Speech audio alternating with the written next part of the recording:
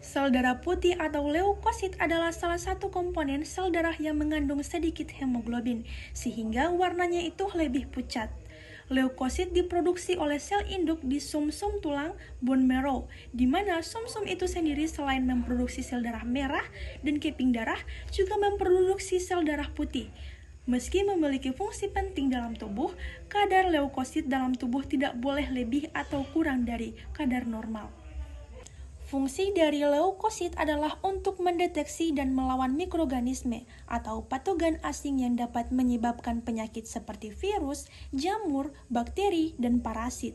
Selain itu, leukosit juga berperan dalam melindungi tubuh dari patogen asing lainnya yang dapat mengancam kesehatan.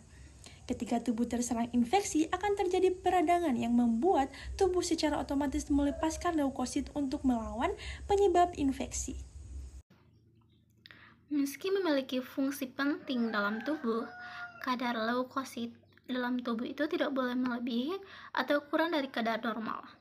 Dan jika itu terjadi, maka seseorang akan mengalami masalah kesehatan yang dimana disebut dengan leukositosis, yang dimana kadar leukosit itu terlalu tinggi, atau leukopenia, atau yang dimana kadar leukositnya itu terlalu rendah. Selanjutnya itu ada leukositosis, yang dimana adalah keadaan dengan jumlah sel darah putih dalam darah itu meningkat, yang bisa dikatakan melebihi dari jumlah normal.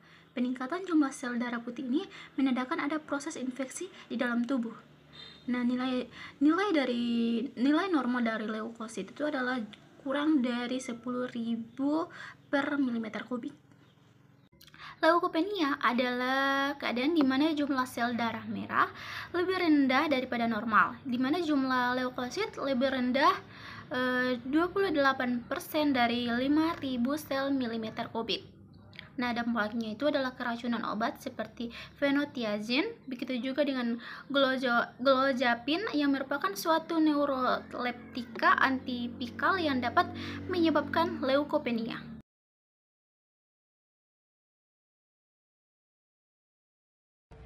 Assalamualaikum warahmatullahi wabarakatuh. Perkenalkan, nama saya Najwa Devina Maku dengan NIM 8114231123. Di sini saya akan menjelaskan tentang pengertian dan nilai normal pada EGFR ginjal.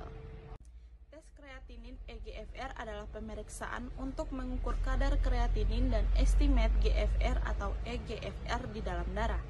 Berdasarkan hasil tes itu, ahli medis akan mengetahui kondisi ginjal pasien. EGFR atau laju filtrasi glomerulus merupakan metode untuk mengukur fungsi ginjal dan menentukan tingkat keparahan penyakit ginjal pada seseorang. Pemeriksaan tersebut membutuhkan tes kreatinin darah, ukuran tubuh, usia, dan jenis kelamin. Jika hasilnya menunjukkan bahwa angka EGFR rendah, ada kemungkinan bahwa ginjal tidak berfungsi sebagaimana mestinya. Orang dengan EGFR rendah sangat berisiko terkena penyakit ginjal kronis atau CKD yang bisa berkembang menjadi gagal ginjal. Semakin cepat penyakit ginjal terdeteksi, maka besar juga peluang untuk memperlambat atau menghentikan laju perkembangannya dengan metode khusus sesuai jenis dan tingkat keparahan penyakitnya. Nilai normal estimate glomerular filtration rate atau EGFR pada orang dewasa adalah kurang lebih 90 ml per menit. Namun, nilai ini dapat bervariasi berdasarkan usia. Misalnya, EGFR normal untuk kelompok usia 20-29 tahun adalah 116, sedangkan untuk usia di atas 70 tahun adalah 75. Penurunan EGFR di bawah 60 dapat menunjukkan adanya gangguan fungsi ginjal. Hasil pengukuran EGFR atau estimasi laju filtrasi glomerulus dapat dibaca yaitu sebagai berikut. Jika EGFR lebih dari 90 dapat diartikan normal atau mungkin ada kerusakan ginjal tanpa gangguan fungsi ginjal. Jika EGFR 60-89 diartikan penurunan fungsi ginjal yang ringan. EGFR 45 sampai dengan 59 yaitu penurunan fungsi ginjal yang ringan hingga sedang. EGFR 30 sampai 44 diartikan penurunan fungsi ginjal yang sedang hingga berat. EGFR 15 sampai dengan 29 diartikan penurunan fungsi ginjal yang parah. Sedangkan EGFR kurang dari 15 dapat diartikan gagal ginjal yang membutuhkan cuci darah atau transplantasi ginjal. EGFR biasanya menurun seiring bertambahnya usia, bahkan orang tanpa penyakit ginjal sekalipun. Untuk memastikan diagnosis penyakit dan memberikan terapi yang tepat, Anda sebaiknya berkonsultasi ke dokter penyakit dalam. Dampak dari EGFR di bawah nilai normal dapat menyebabkan penyakit ginjal kronis. Penurunan EGFR seringkali menunjukkan adanya kerusakan ginjal. Menurut data dari Jurnal Kidney International, pasien dengan EGFR kurang dari 60 ml per menit per 1,73 meter pangkat 3 beresiko tinggi mengalami progresi ke tahap akhir penyakit ginjal yang diharuskan cuci darah dan juga transplantasi ginjal. Jika EGFR lebih dari nilai normal, dapat menyebabkan dehidrasi dan overdehydration. Dari Jurnal Nephrology Dialysis Transplantation mencatat bahwa EGFR yang tinggi dapat menunjukkan kondisi seperti dehidrasi, di mana ginjal berusaha mengeluarkan lebih banyak zat limbah.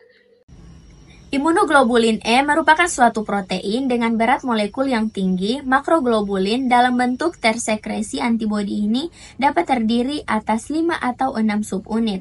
Imunoglobulin E monomer, pentamer, heksamer. Dalam bentuk monomer, imunoglobulin M berfungsi sebagai reseptor permukaan sel yang akan mengenali antigen dan menginisiasi proses aktivasi sel B.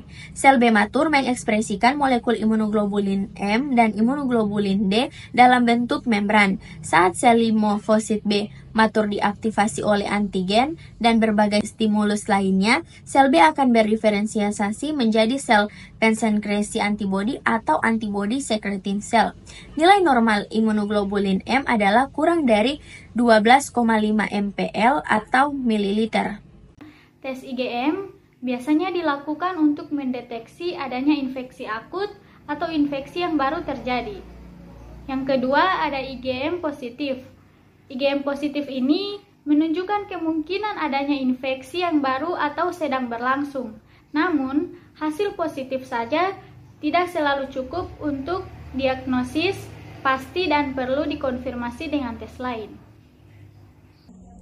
Imunoglobulin M negatif menunjukkan kemungkinan tidak ada infeksi saat ini atau infeksi sudah lama berlalu. Namun pada beberapa kasus, imunoglobulin M mungkin belum terdeteksi pada tahap awal infeksi. Imunoglobulin M meningkat. Nah, peningkatan kadar imunoglobulin M dapat terjadi pada beberapa kondisi, seperti infeksi bakteri, infeksi virus, misalnya pada infeksi CMV, dan juga ada penyakit autoimun dan beberapa jenis kanker.